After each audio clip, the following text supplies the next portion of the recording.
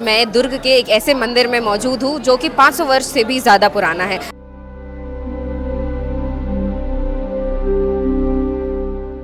हिंसक जीव जंतु का वास रहता था, यहाँ शहरी बसा नहीं था। और माता जो है यहाँ पर जो है ना कुंड के स्वरूप में विराजमान, ये जो है ना कुंड जो दिख रहा है ये चंडिका माता है। मैं बचपन से आ रहा हूँ, बहुतों को देख रहा हूँ कि यहाँ पे आते अपनी बीमारी हारी को लेकर और माता रानी का जो जल है कुंड का उसको लगाते हैं, उनसे उनकी बीमारियों का समाधान हो जाता है। नवरात्रि का 5वां दिन यानी कि पंचमी है और हम मौजूद है दुर्ग के प्रसिद्ध चंडी माता मंदिर में, जहां लोग दूर दूर से दर्शन करने आते हैं। कहा जाता है यहाँ जो भी अपनी मन्नत लेके आता है उनकी मन्नत पूरी हो जाती है। पूरी होती है। मेरे साथ हुआ है, मैंने तुरंत चुंदरी ली और माँ के दरबार पे आके उनको भेंट करी और आज वो 4 बच्चे की माँ है, शादी हो गई बच्चों की 2 की।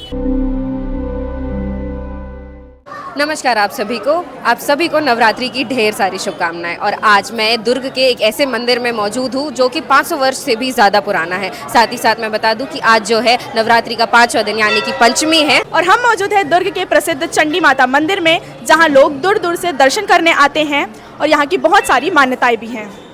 इस मान्यताओं के साथ साथ यहाँ का कुंड भी जो है जिसे चंडी माता कुंड कहा जाता है वो भी काफ़ी ज़्यादा प्रसिद्ध है। तो आइए यहाँ पे जानते हैं कि क्या कुछ है खास। ये मंदिर जो है बहुत पुरानी है, राजा जगतपाल के समय से ये मंदिर है ना। और ये मंदिर जब था तो ये शहर को कुछ पूरा जंगल झाड़ी और हिंसक जीव जंतु का वास रहता था, यहाँ शहरी बसा नहीं था। और माता जो है यहाँ पर जो है ना कुंड के स्वरूप में विराजमान, ये जो है ना कुंड जो दिख रहा है ये चंडिका माता है।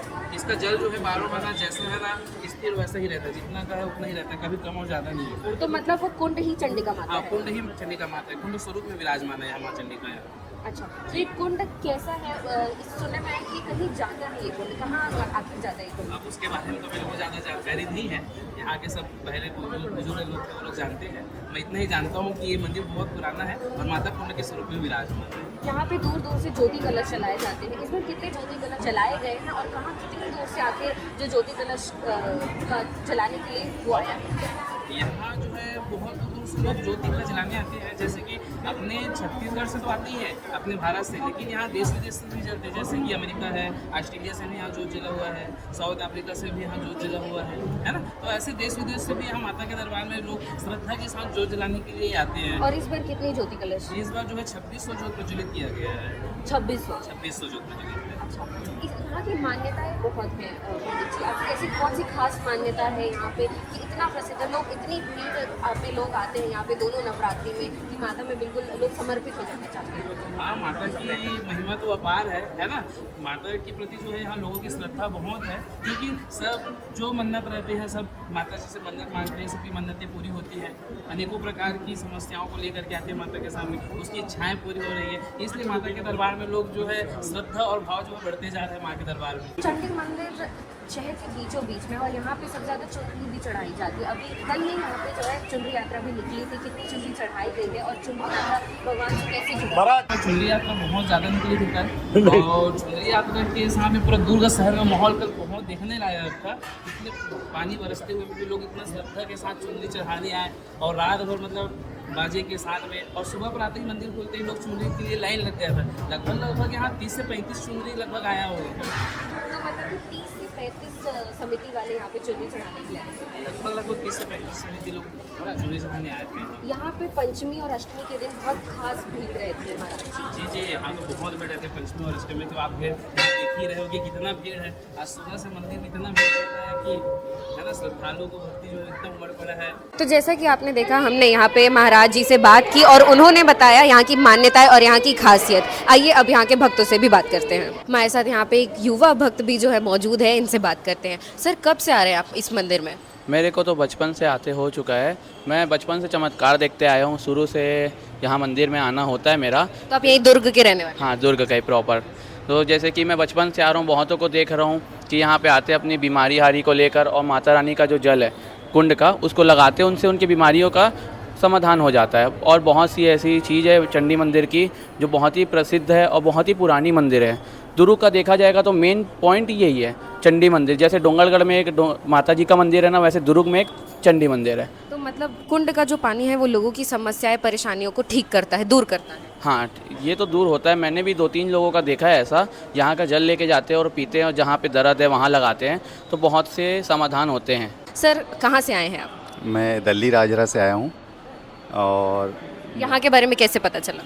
मैं दुर्ग शहर में कुछ काम से आता था, तो मुझे लोगों ने बताया कि माता की यहाँ चंडी माता का बहुत मान्यता है, दूर दूर से लोग आते हैं, लोगों की मान्यता पूरी होती है। तो मैं चलो आज नवरात्रि का पंचमी का दिन है तो माता के दर्शन करके मैं भी देखता हूँ। वाकई में मुझे यहाँ आने के बाद ऐसा लग रहा है कि अलग ही शांति का अनुभव और अलग ही फील हो रहा है, कि लग रहा है कुछ कि अलग ही माहौल है यहाँ। जी, मतलब माता साक्षात है यहाँ, ऐसा अनुभव हो रहा है। और निश्चित रूप से लोगों ने जो कहा है कि मान्यता पूरी होती है, तो मुझे ऐसा लग रहा है कि वाकई में लोगों की मान्यता यहाँ पूरी होती होगी। हमारे साथ यहाँ पे आंटी मौजूद है, इनसे बात करते हैं। आंटी क्या है मंदिर की खासियत? इस मंदिर की खासियत ये है, ये दुर्ग का सबसे प्रमुख हृदय स्थल और बहुत बड़े रूप में मंदिर है। इसकी मनोकामना ये माँ सबकी झोली भरती है, जो भी मनोकामना लेके आता है सबकी पूर्ण करती है।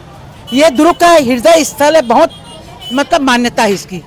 अब कहा जाता है यहाँ जो भी अपनी मन्नत लेके आता है उनकी मन्नत पूरी हो जाती है। पूरी होती है, पूरी होती है। मेरे साथ हुआ है, मेरी मतलब बहन, डॉक्टर लोग जवाब दे दिए थे, वो वेंटिलेटर पर थी भुवनेश्वर में, और मेरे दोपहर को मेरे को आभास हुआ कि मैं अगर यहाँ की मनोकामना कुछ मांगू तो मेरी पूरी होगी। मैंने बोली माँ मेरी बहन की जिंदगी दे दे, और मैं तेरे को आज जैसे ही तुम अगर उनको जिंदगी दोगे, मेरे को जब भी पता चलेगा मैं तेरे को चुंदड़ी चाहूंगी तुरंत की तुरंत। मुझे मतलब ऐसे आभास हुआ कि 6 बजे उसको होश आ जाएगा। मेरे को लगा कि उसको होश आ जाएगा 6 बजे तक। मैंने वहाँ खबर करी कि यानी 6 बजे तक आप देखना कि उसके अंदर में हलचल होगी और वो सबको देख के पहचानेगी, जानेगी, और मतलब जीवन मिल जाएगा उसको। और वाकई में मुझे मतलब ये 2 बजे की बात है, 6 बजे वहाँ से खबर आई कि कांता उसको होश आ गया है और वो मतलब सबको देख रही है, पहचान रही है। नहीं तो देखना पहचानना बंद हो गया था।